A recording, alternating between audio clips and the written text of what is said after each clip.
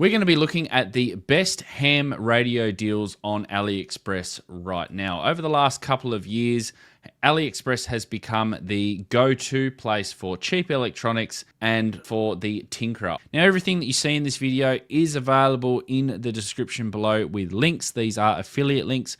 Using these does not change the price for you, but it does help me out with the channel. So if you use those, I greatly appreciate it. So the first deal is an IP67 ABS plastic box. Now, this is probably not what you're expecting to see first up in this video, but hear me out. These are great little boxes for projects. Now, recently I've been doing a lot of mesh core videos, mesh-tastic videos and builds, and I've been using these boxes extensively. Now, I've got a couple here. They do come in various sizes that you can select here at the top. So the first one that I've been using for a majority of my builds is this one. This is a 100 by 150 by 70 millimeters, and it's got these little clips here on the side. So you open that up, and inside the box is this little plate here that you can, strap your electronics to, or you could screw electronics to it. This actually comes out, so you actually don't need this if you don't want to. There's also rubber seal in here to keep all of the water out, and then you can get the really small size. Now, this one doesn't have those other clamps on the side. They're just simple clips here, but again, this might be useful for other smaller projects as well. You can get them with the clear, transparent lid, or you can get the grey lid as well. Now, if you are building things that are going outdoors, then I'd recommend not getting the clear lid one. The reason being because you don't want your equipment in direct sunlight. So that's just one thing to keep in mind. Now, with all of these deals as well, you'll notice that there are the variations here at the bottom. So just go through and choose what variation you want. So here's the larger box, 290 there by 190 millimeters.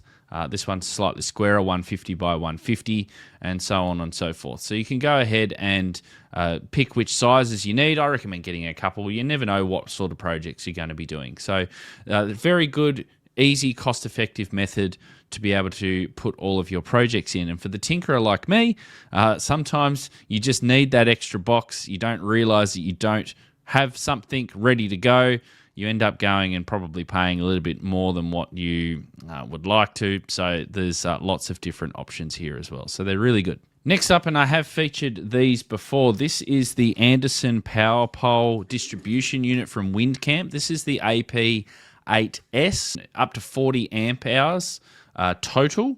You've got your different fuse sizes in there. Now, it also comes with not just extra fuses, which it does here, and also the fuse remover and also some mounting screws as well, but you've also got some Anderson power poles that come with it too. So if you want to make up some leads, you can do that, and it's all part of the package. So these are really reasonably priced, really, for a good, and these are good quality. These are very, very good quality WindCamp. They make some good stuff.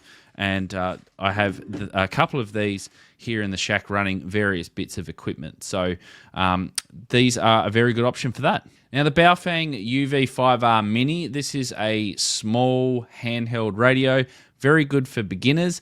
It is on my list today because it is only $26. It is really cheap here. This is the green or the lime green version. USB, rechargeable, small little thing, will do 2 meters and 70 centimeters. Great starter radio, very compact, small Bluetooth programming as well.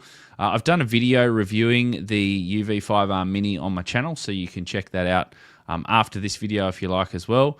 But these are a great little radio. I think that it's hard to come by this kind of value, or sorry, it's hard to get past this kind of value. With the amount of features that you've got. These are kind of the UV5R upgrade, and they are a great little radio to get started with. And I purchased mine from AliExpress, from actually this very seller as well. When I tested mine, it was clean on the bench, and it sounded really good. The audio is really great too. So they've made some real good strides with this radio. Now, I've added in a Tiny SA Ultra into this list. Now, the reason is because I mentioned about that Baofeng UV5R Mini earlier.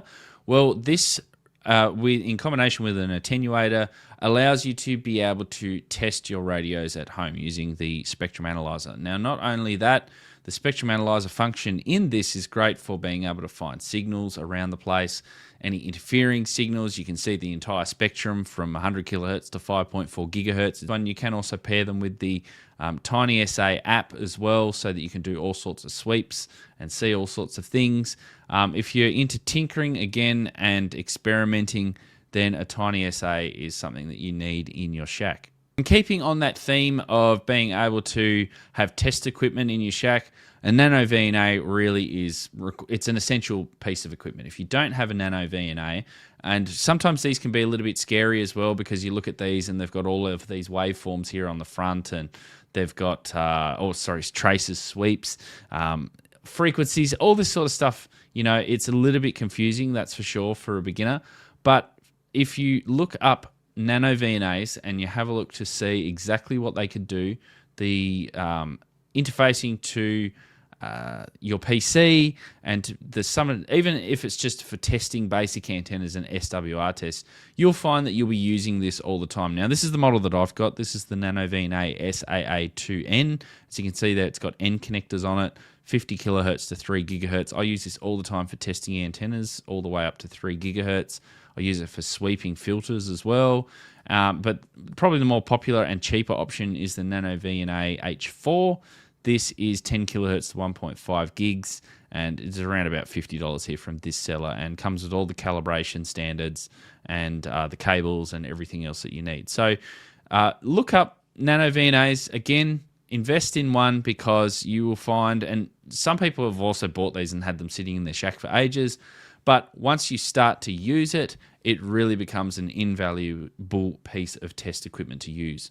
Now, SDR radios, if you're just getting started, then a cheap version is the RTL SDR blog version 4 dongle. Now, there's quite a few here from all sorts of different sellers. They are very handy for being able to start experimenting with radio, reception of all sorts of radio frequencies.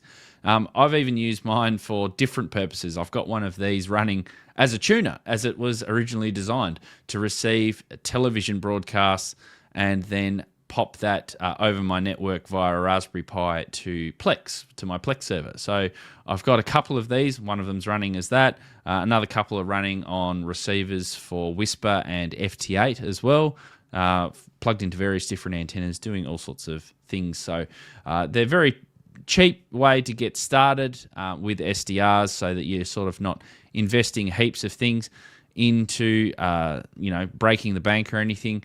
These antennas here that they come with, they're a bit useless. You want to plug them into an external antenna if you can.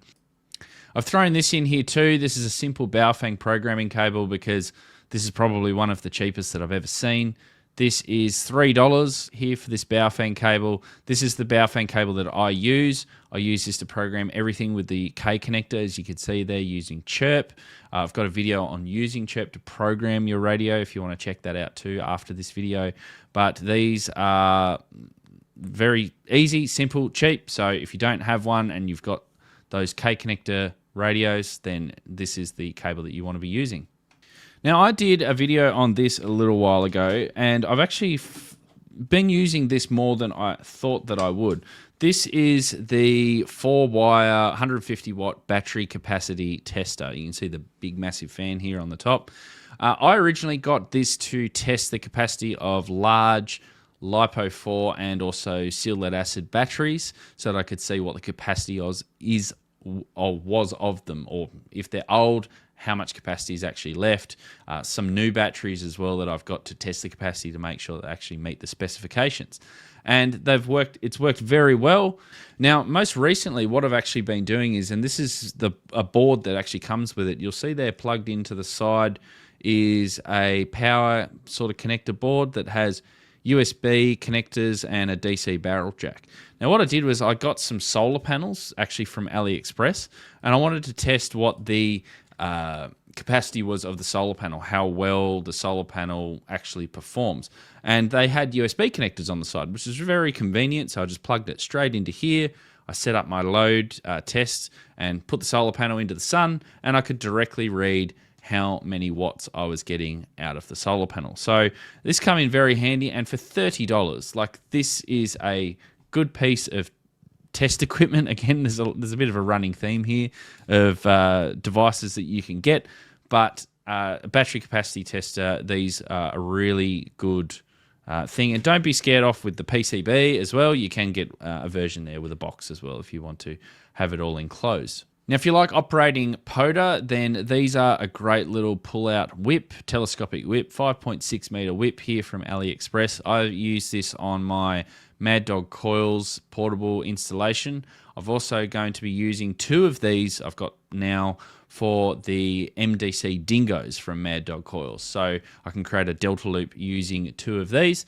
So these are cheap, $14 just for a telescopic whip. The only thing with these, and just to keep in mind, is the end piece of the whip is very fragile and very thin. So it is very easy to break if you're hitting a tree, or you've got to be careful when you're collapsing it. So that's the only thing just to keep in mind if you are getting one of these. Now, I discovered these little things when I was building my mesh core repeaters. These are little vent plugs, or bungs as I like to call them, exhaust breathers, whatever. These plug into the bottom or screw into the bottom. You drill a hole, put these in, and these are good for being able to control any moisture that might build up inside your box. Then it's got a place to be able to drain out. It also controls any heat dissipation as well. So if it gets hot inside your box, then it can allow the air to be able to get in. Previously, what I used to do is I used to just drill a hole in the bottom, and it was mainly for a drain hole so that if it ever got water in it, it would have a place to drain out. But these are a nice sort of neater solution, and I didn't even know these existed. These are great. You can get these in packs of 10, all sorts of different sizes. Now, the size that I get is M6 metric by 1-7, but you can get them in all sorts of different sizes here that are available, and you can also get them in black, grey, or white as well, so depending on what you want there. And a lot of people have asked me how, rather than building a repeater, which I've done some videos on recently, DIY, what about an all-in-one solution? Well, that's where this little device comes in. This is the SenseCap Solar P1, I think is the model. This is from Seed Studio, and it's basically, you flash this up and it's good to go. It comes with the solar panel, it comes with the module in the back. Basically, all you do is you just screw it to a pole and away you go. Now, there are a couple of different versions here. You can see there that it is very nice. It looks like it's very high quality. There's the P1 and the P1 Pro with the battery and the GPS installed. So the P1, I think, doesn't come with the batteries, whereas the P1 Pro, I believe, does. Now, you just have to keep that in mind because it probably can't ship the batteries by air, so it's probably going to take a lot longer. But and you probably don't need the GPS, to be quite honest, because especially if you're using it for mesh core, you can just manually put the GPS location into, or the GPS location data into when you flash it. So this is a great solution for being able to start, and very cheap as well, sometimes a little bit cheaper than building your own. Although I like to tinker and I like to build my own. When I do build my own, these are the little modules that I've been using mainly. These are the XIAO NRF 52840, very low power. All you do is just flash these up, add an antenna, and on the bottom you solder to the pads directly, and you've got yourself a nice little mesh-tastic or mesh core device. You can buy them in different quantities as well, but for a single one, about $15 US. So very, very cheap. Great little modules. A couple more products to do with LoRa before we jump into some more ham radio electronics type of stuff. This is the Heltec V4. I've got the V3 here. The V4 is an upgrade to this little module, so you can get various different ones here, either with a screen, without a screen, with GPS, without GPS, etc. And these are great for mesh-tastic, mesh core. You can also use them for APRS LoRa as well. Speaking of which, I've got the APRS LoRa tracker, so I've used this on 70 centimeters, and I've done a video on this. I've done a whole series of videos. If you want to learn more about those, then there will be a link in the description below to learn about LoRa. It's been a fun little journey and awesome to play around with. So those modules are nice and cheap. Now, pairing them with antennas, these are the antennas that I've been using for mesh core. These are a little 3 dB vertical antenna $15. We've found that the shorter antennas, like this one, have performed a lot better than the larger antennas, which you can get here. So this one's 26 centimeters in length. You can get 40 centimeters, 55 centimeters, etc. Now, the thing to also keep in mind is, and have a look at these model numbers. You can see here that this has got TX915, this has got TX868, and so on and so forth. So you just need to make sure that the frequency band is within your regional area as well. So make sure that you get the right antenna. And some people have asked me, what handheld companion device do you use for Meshtastic or MeshCore? The one that I use is the Weo Tracker L1 Pro. Again, another Seed Studio product. This has great battery life, lasts a long time, and is really good. So I recommend this. $43 is quite cheap. And there's some more electronic bits. Wago connectors, these little things. These are fantastic. I got some of these to build some Wago to Anderson power pole connectors. You basically flick these up, you put your wire in there, the little joiners, you flick that down, join it on the other side to your other wire, flick that down, and you make a nice join. So you can get these for building Wago to Anderson power poles. They're quite popular, or just for general joining connectors together, general joining wires together. So these are available. I got a 60 pack. You can see there that 60 packs around about $26 or so. You might not use that many. The particular model that I have is the Wago 221 that fits 18 to 12 gauge wire inside. Now, moving on to these little things. I didn't even know that these existed until recently. These are little ferrules. They are crimp ferrules. They're meant to go on the outside of wires, and they make a nice little neat connection. So you can see here, I mentioned before about my load tester, and with the little connectors here on the side to be able to join in your wires. Now, you can obviously just strip the wires, twist them together, but it's not really all that neat. These little ferrules make it very nice and neat. So basically you just strip your wire down, you crimp these on, and then you can pop them in and out of connectors, and they make a nice little neat join. So you could see here that they sell quite a few. There's a 1200 piece, all sorts of different sizes for different size gauge wire. You will need a crimper as well. I don't believe that this particular kit comes with a crimper, but you can just search for the crimper. Now, power supplies.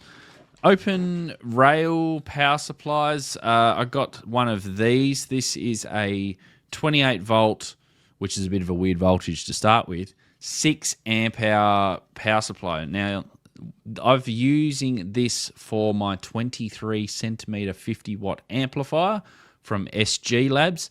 It conveniently runs on 28 volts and it requires quite a few amps to run. So obviously I'm not going to run it just like this. I'm going to put this into a separate box, wire it all up, because you've got to be careful because you've got the mains exposed here on the front. They do offer 110 or 220 voltage by a switch here in the on the board, and there is also a voltage adjuster as well on board. USB cables. This is the programming cable, and this might help out quite a few people in trying to find an easy programming cable for your Yaesu. I've used this. This is the Yaesu cable that plugs into the DIN connector on the back of my FT8900. It was only $5, and I program it with Chirp, and it just works. You don't need the CD in there for the drivers. I just plugged it in, and it just worked for me. So that's just something to keep in mind for those who are trying to program their radios. Now, those radios use a 6-pin connector. You can get a 6-pin connector to open wire ends here with different lengths. And I showed this, and there's not available only just in 6-pin. It is also available in 8-pin as well. Now, I show this because we do have available now the Toads DI8, which is for Xiegu radios here that interface to the Toads digital interface board. So if you want to be running digital modes on your Xiegu radio, you can with the 8-pin connector. Or if you want to run digital modes or All-Star Link using your 6-pin mobile radios, you can get the 6-pin version. As you can tell, I'm a little bit of a tinkerer, so I get quite a few bits and pieces from AliExpress, and I have way too many projects that I don't finish. But for the ones that I have, I've done some videos on. You can see those over here or in the description below.